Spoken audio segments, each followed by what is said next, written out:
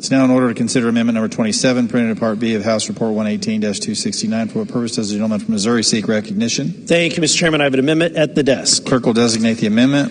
Amendment number 27, printed in Part B of House Report number 118-269, offered by Mr. Burlison of Missouri.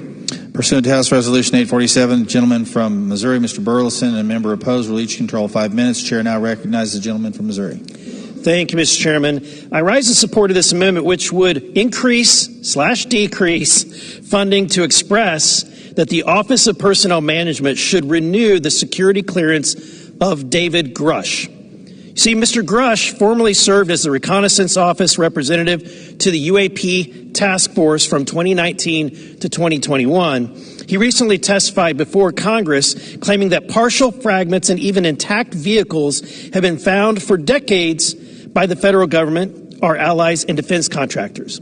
According to Mr. Grusch, objects and vehicles retrieved are of, quote, exotic origin based on the vehicle's morphologies and material science testing and the possession of unique atomic arrangements and radiological signatures.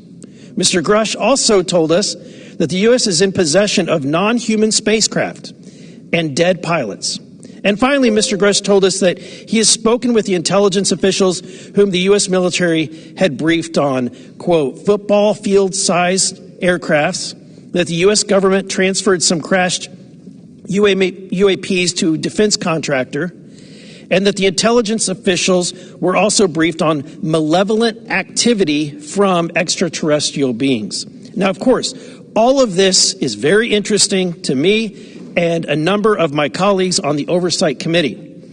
And my first question, when I had an opportunity for Mr. Grusch, was to say that those are pretty incredible claims. But I'm from the show me state. You're going to have to show me. And I requested specifics, information, which could not be conveyed in that hearing, not in a secure setting. And unfortunately, he's unable to provide us with any supporting evidence to back up his claims because his security clearance has lapsed. Now, my understanding is that Mr. Grusch did go through the proper channels here by turning over classified information to the IC Inspector General. And he ultimately filed a complaint to the IC Inspector General alleging that the information that he presented to the IC has been illegally withheld from Congress. So I'd like to know more about these claims, and so would a number of my colleagues on both sides of the aisles.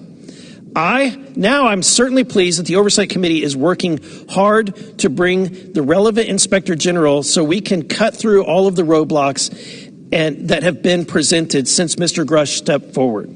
But we need to cover all possible angles here, and if we can get Mr. Grusch in a SCIF with an active security clearance, that would go a long way.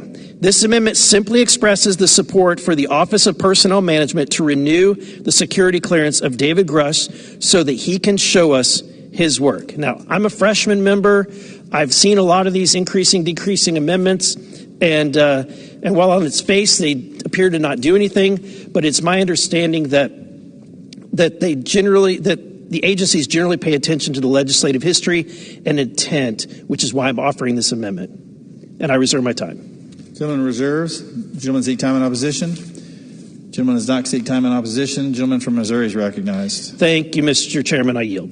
Gentleman yields. Question is on the amendment offered by the gentleman from Missouri. Those in favor say aye. Those opposed, no. In the opinion of the chair, the ayes have it. The amendment is agreed to.